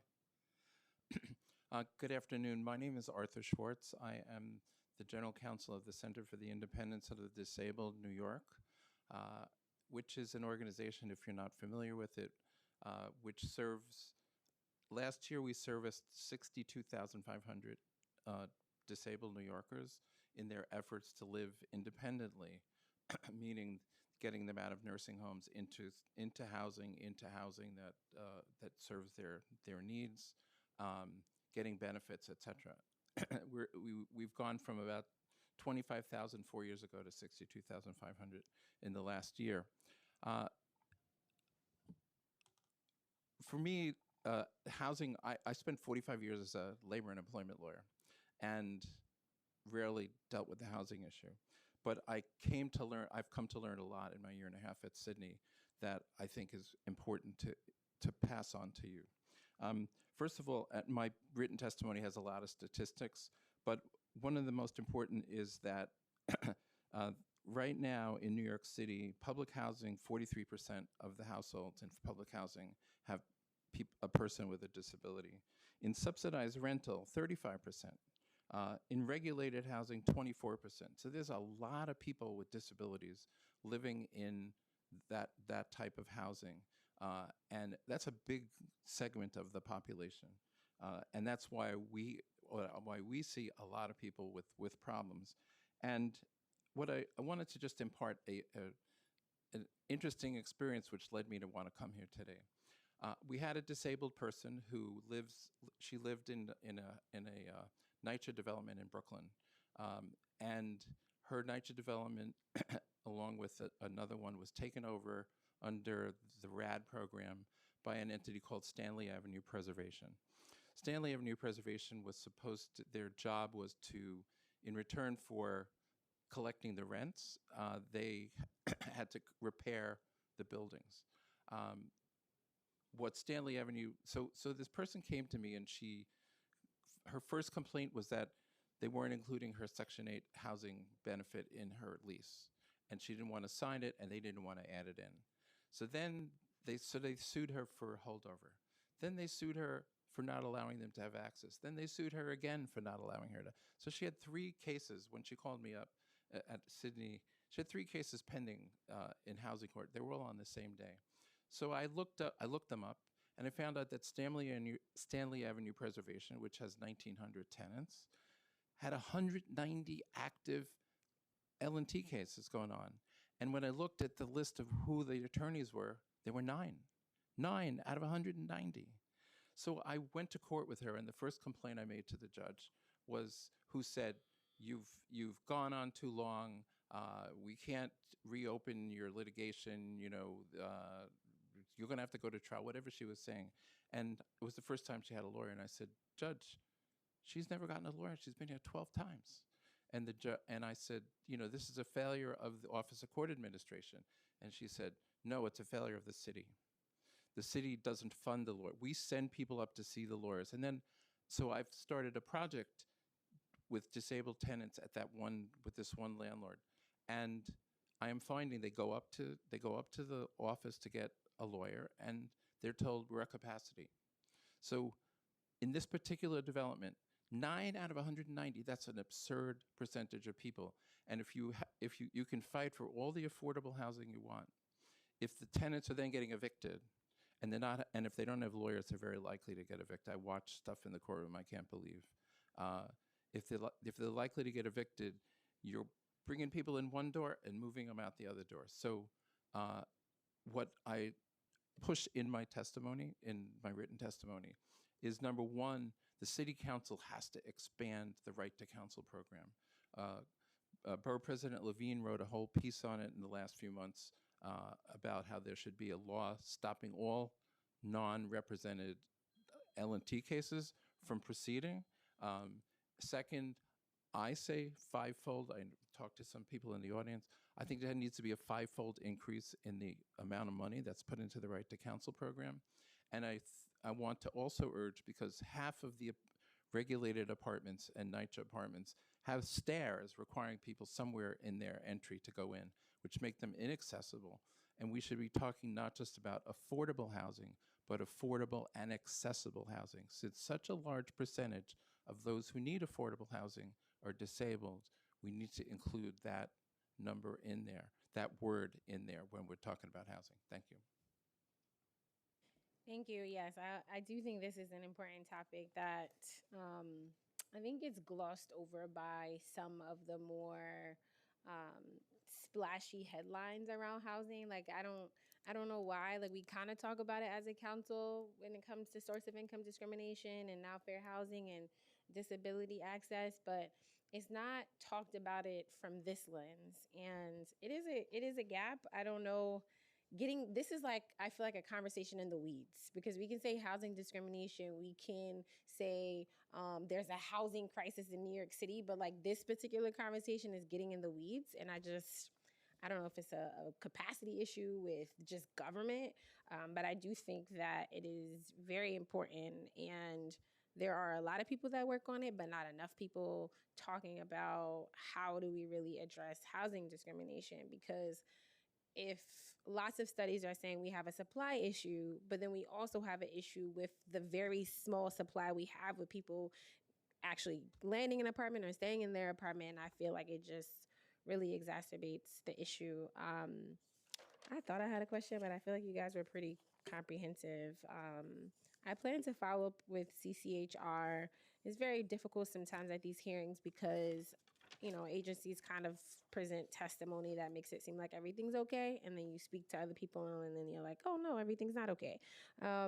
So I don't know, have you all worked with, I know the answer is probably yes, but have you all worked with CCHR in any official capacities? If so, what was the capacity? I know you made a suggestion that they attach themselves to existing litigation that's taken place.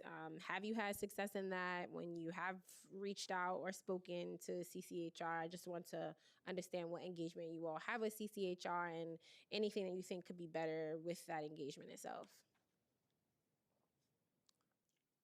Okay, go ahead. Yeah, so so the answer is yes. First off, we have engaged with them, and I'm glad you asked the question, council member, because part of this testimony too is we talk about the money availability, the increase in funding, things like that, what kind of positive impact that would bring, and all of that is necessary, but you also have to be strategic about it. And I know there's only so much that you can do. You appropriate the money. Agency has to be smart about what it does in order to broaden its impact. But the idea is that, for example, competitive salaries to attract people who would be very dedicated and willingly do this work for their whole life and are brilliant, but also need to raise their own families in this expensive area. That's something, for example, that surely would keep top talent and have a flow down positive impact on our clients and our communities, right? Having that experience and allocating in a smart fashion. That being said, I would love to see that, but with the folks that we've had, even more inexperienced folks, we do often get decent engagement. We get a willingness to investigate, and it's even helped sometime in litigation that we filed either separately or only through the commission. So they can be helpful. I think there's a will there, but I think there's certain structural things that probably can increase their impact in a positive fashion, in a proactive way that us having to wait client by client and have all those variables, we had to wait years, for example, for a court to say vicarious liability exists under New York City human rights law, right? A broker's discrimination against you for source of income. Yep. Yeah, landlord's liable, right? But that had to go all the way, get litigated, and legal aid was in on that. So that takes time. So it's about this proactivity. That's really what I would say would be the real impact. All I would add to that is, and I echo those sentiments. We've collaborated with HCR in trying to find out how we could support them in, their push for increased funding so they can do a lot of the work that we urge. We've also worked with them on issues around outreach, particularly around the Fair Chance to Housing Act, which is new, and people are still learning about it. And I think they're just starting to think about how they're going to enforce that. And I'm part of a coalition that's done a lot of work around that in getting the law passed, and is still working towards educating the community, educating people who interface with folks that are in their housing search, wherever they are. So, there have been opportunities, and also I think CCHR is active in collaborating with our staff that focuses on employment-related issues. So, there are definitely opportunities there, and there are definitely instances of synergy. But there's a lot that we would like to see from the agency. So. My experience with CCHR is from 45 years as an employment lawyer, and I would say that I rarely tell people to rely on the city commission unless there's absolutely no way that they can find someone to take them to court, because the city commission remains horribly, just like the Right to Counsel program, horribly underfunded, and they really can't move things quickly, and particularly in the housing area where somebody is being denied an apartment or being kicked out of an apartment. They're not really equipped unless there's some systemic issue that then they'd probably use legal aid, right, to do the litigation.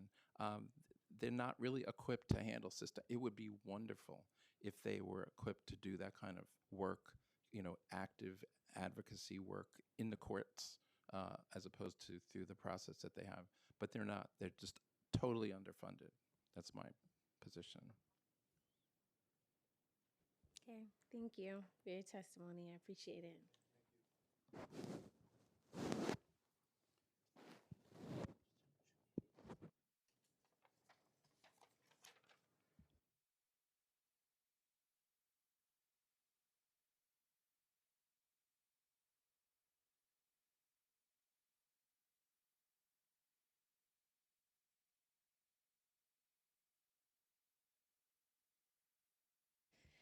Okay, next up, Anthony and Barbara. Is that right, Barbara?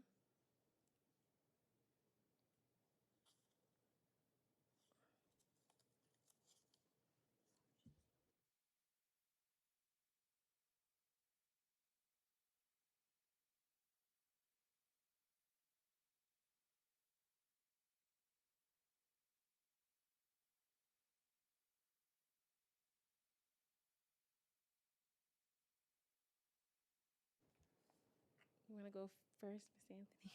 All right. Oh. This is a long testimony, Anthony. This is a long testimony you got. Good afternoon to you. My name is Barbara Menu, and I immigrated to United States 33 years ago. I have two disabled sons, two mental disabled sons. So, 2018, I had Section 8 for over 20 years. So, after apartment field inspections, I decided to look for apartment. I couldn't find anyone apartment in the city, so I decided to move the voucher to Albany. In Albany, the same thing. So I decided to move out from the state. So from New York State to California. So before I moved, I requested the voucher to be brought out to California. So once we got there in a shelter the same month, I received a letter from Niger that our Section 8 is terminated. For some reason, that one of the household moved out, and I never reported it to Niger, which wasn't true. I had my 2 disabled sons and myself on the voucher. So I came back to the city and asked them why they terminated the voucher. So I later found out, before we moved out, 2017, I found out that Medicaid, my children's addresses was changed from Medicaid and Social Security. So as a result of that, that's why the Section 8 was then terminated, meaning that my children are not living with me. So when they terminated the Section 8 and stated that one of your family members moved out and you never reported it, is the result of what Medicaid, the change of the address and the change of address from Social Security is the reason why the Section 8 was terminated. But before, and also at the same time, October 2017, when I found out my children's address was changed, I took Medicaid to court. That's why they changed my children's addresses. Not only did they change the addresses, they also made it as if my younger son, at that time was 13 years old, was not living with me. So back and forth, Medicaid said they have changed the address. To make it short, as for 6 years now, we've been homeless. The city denied us over and over to accommodate even my disabled son who lives with me now. Accommodate him. Every time we moved, they move us to a different shelter. His suits are not met. So to make it short, we are still homeless. And I want to know why the Section 8 was terminated and given it to another family. Because there was no rule, I never violated any rules of the Section 8. So that's it. Thank you. Yes, we can talk offline because I don't know. I would need to probably have a conversation with a city or quasi agency because Section 8 is tricky because it's a federal program and it's New York City, but then we have FEPS vouchers. So it's like state, city, federal. It's confusing. So we can chat offline to figure out exactly what you had before and figure out ways to help you now. Do you currently hold a city FEPS voucher? Yes, I do, but it's going to expire this month. And I still haven't found a place. We haven't found a place yet. And our voucher was from HPD. Yeah, I will, I try to be as honest as possible. I have no faith in the federal government. I have no faith in HUD. So we can chat offline to figure out if there are any city or state programs that can be helpful to get you out of the shelter. Okay. And my children as well. Yes, not just of course. me. We can't leave them there. Okay. Thank you so much. You're welcome. Good afternoon. Sorry, missed my thing. Good afternoon, Dr. and Chair Williams. My name is Anthony Feliciano. I'm the Vice President for Community Mobilizations at Housing Works. I'm just going to call attention again the persistent and harmful practice of source of income discrimination, especially against who rely on rental assistance like HASA, city FEPS, and Section 8 vouchers. We know it's illegal. Landlords, brokers continue to deny housing through tactics like ghosting, false claims of unavailability, and increasingly minimum income and credit score requirements that are basically irrelevant for voucher holders whose rent is already subsidized. We already know who it disproportionately harms, Black and Latinos, but the stigma and discriminatory screening continues to push people into homelessness, undermining public health and equity. Our legal team has fought in these practices in court, including landmark cases like Short versus Manhattan Apartments and Oliveri versus Parkchester, which forced landlords to accept vouchers and stop using discriminatory income thresholds. But enforcement is weak, and many cases go unreported. And even when we have Council Bill 1214, it's not enough. We urge the council to take these kind of following actions. Obviously, introduce or expand on existing regulations that ban minimum income requirements, strengthen source of income protections by increasing penalties for violators, ban the use of credit scores to screen voucher holders across all housing types, ensure fair housing to housing for people relying on government assistance. And just to add, for all housing types, what I mean is it may go to our subsidized housing and our Section 8, but it doesn't go into the private landlordship that's going on as well. Hold landlords accountable for these screening practices, require transparency in rental application processes, increase enforcement capacity at OCHR, but that's need for funding. Centralize that system to track the OSI discrimination and repeat offenders.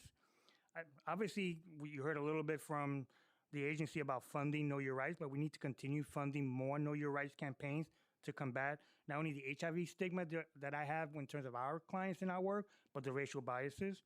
And I think we need to, it's a drop in the dime, but provide $4 million annually to fund legal services organizations with a proven record of fighting SOI discrimination. It is a drop in the dime, but it's added to already what the funding is going out for. And I just want to add one thing that maybe the council is not aware of. We urge the council to expand eligibility for the city feds to include residents of all emergency and transitional housing programs, not just DHS shelters.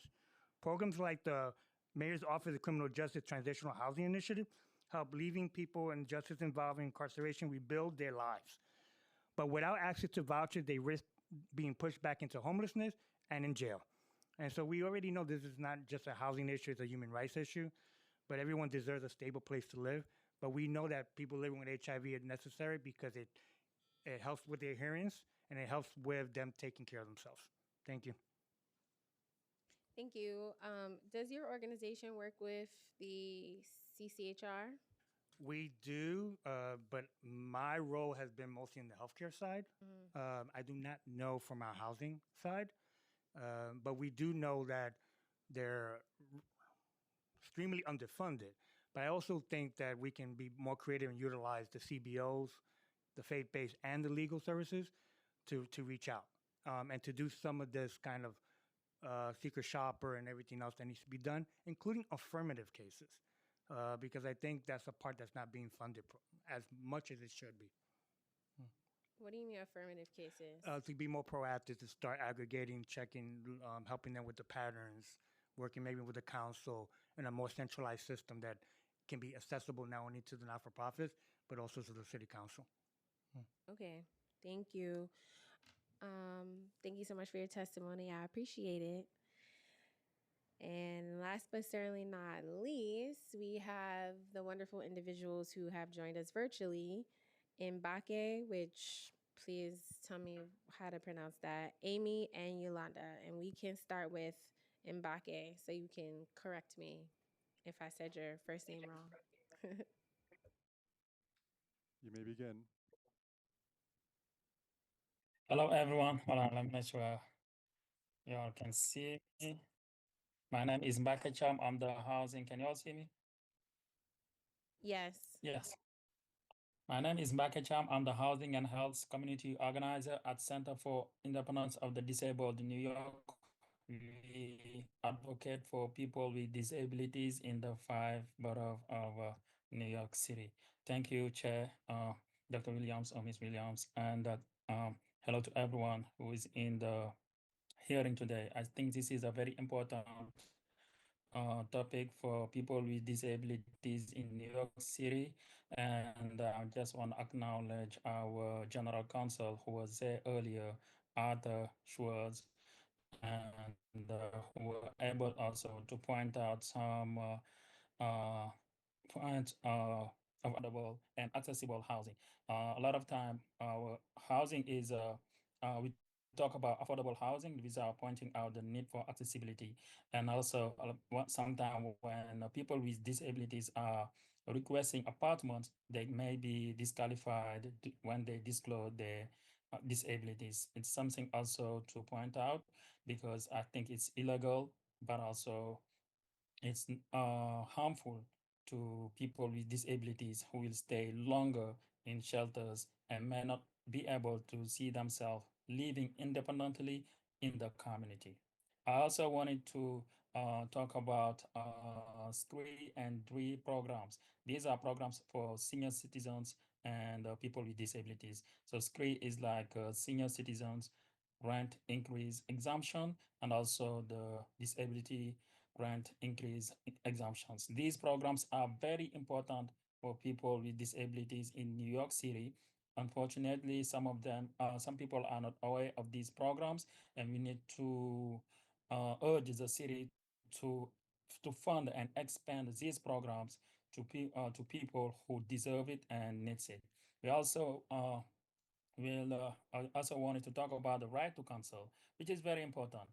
If you're trying to keep the families together, we also want to advocate for them in court. I know Arthur talked about it earlier regarding expanding and funding the right to counsel program so people can have a lawyer, a housing lawyer, or attorney who is qualified to represent them in court before uh, before seeing the judge, before their hearing.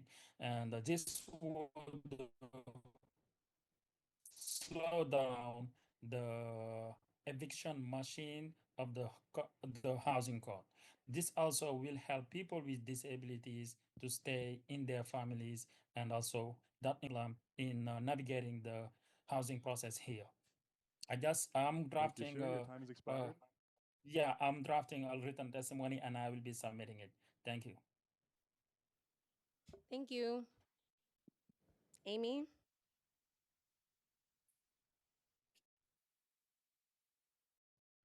Hi, good afternoon, Chair Williams. My name is Amy Blimsack. I'm the Director of Organizing and Policy at Neighbors Together. I want to thank you for holding this important hearing today on a very critical and timely topic. Thank you to the committee members and the committee staff. I think that you described the context, unfortunately, of the housing crisis in New York City so well in your opening statement. And as you also know, source of income discrimination is a massive barrier to people accessing housing. Neighbors Together has been working with voucher holders very intensively in both helping them find housing as individuals and working on policy solutions to end source of income discrimination since 2019. And so we have a couple of suggestions that I would like to share. The first is we have a bill package called the End Source of Income Discrimination Bill Package. It's intros 1210 through 1215. And they are a number of bills that are ideas that were sourced directly from our members who are vouchers who have experienced source of income discrimination. And they're bills that would create that would disincentivize landlords from engaging in source of income discrimination. Things like increasing fines based on portfolio size, removing credit checks and minimum income requirements, and a series of other policies that we think would have a really significant impact on reducing the amount of source of income discrimination that voucher holders face. The other piece that I think is really important is that, yes, CCHR needs more capacity, especially in this current political context and landscape, to do the important work that they do. And they can only utilize increased funding if the barriers to hiring and timely onboarding are removed. The Office of Budget, the OMB, has created a variety of requirements which really stymie the commission's ability to bring on new staff, right? So even if we fight to give them more funding, if they're only allowed to hire one person for every two people who leave the commission, then they're never going to be able to fully onboard all of the staff lines that they were given. So it's a little like the snake eating its tail, and it seems to be a purposeful tactic being used to prevent them from being able to the work, to like come to full capacity, so that they can do their job well. And so until these issues are addressed, CCHR will always be working at a deficit and will never be able to meet the need of the many millions of people who live in New York City who desperately need their help. So I will be submitting written testimony, which outlines some of the ways in which these barriers could be removed, or what the problems are, what the barriers are specifically. And I think it's really important that the city work on addressing those as well as passing the source of income discrimination bill package that I mentioned previously. So thank you, Chair Williams, for all of your work on this important issue. And I look forward to working with you as we move forward. Thanks. Thank you. Yolanda? You may begin. Greetings. Good afternoon. Chair Council Williams, and to everyone on this panel. My name is Yolanda Allison. I currently reside at the Axel Building, which is an HPD housing lottery affordable unit, and I am a Section 8 recipient. Today, I want to share my experience and advocate for the end of source income, SOI, safe, quality, and affordable housing. 2 years ago, thanks to the assistance of We Unlock NYC, CIDNY, and CCHR agents and social workers, investigators, I finally secured a safe and affordable apartment through NYC HPD Housing Connect Lottery. However, I quickly learned that both the landlord and HPD failed to inform us about the significant issues related to the property. My set-aside apartment is directly beneath a commercial gym. A gym is above us, okay? One second. Which has insignificantly caused constant noise disruptions as early as 5 a.m. to 12 o'clock midnight. Additionally, the building has had ongoing pipe and HVAC construction issues, leading to severe flooding, which has made living here increasingly unattainable. And unfortunately, discovered too late that my renter's insurance does not cover flood damages, which compelled me to seek, again, another apartment, which I'm currently surveying for again. The HPD housing lottery can do a better job with respect to the selection of the set-aside affordable units. Many times some of the set-aside apartments are not the very best quality. For example, there are many imperfections such as structures, the quality of stove, refrigerators, or the apartment is cut up so small it could barely fit a bed, let alone furniture. They tried to steer us to apartments located on super high floors, which I am a person with a disability, so trying to go up move me up to a high apartment where there's heights. It makes me sick to the point where my vertigo is extremely aggravated. So quite often I will not be selecting an apartment up on a high floor. If you go for a 2-bedroom apartment, some of the discriminations are that they'll give you the smallest apartment within the building. And these apartments, I kid you not, are the size of a jail cell. Oftentimes, what is advertised in the Housing Connect is not the same quality apartment a lottery or Section 8 will receive, the recipient will receive. This experience has highlighted an unjust barrier. Thank you. Your time's expired. Okay, I will be submitting additional arguments in a written testimony with the proper edits. Thank you. Thank you. Seeing that there is nobody left on Zoom and no one here in person, this hearing is officially closed. Thank you so much, everyone, the sergeants, for your help. Have a great day.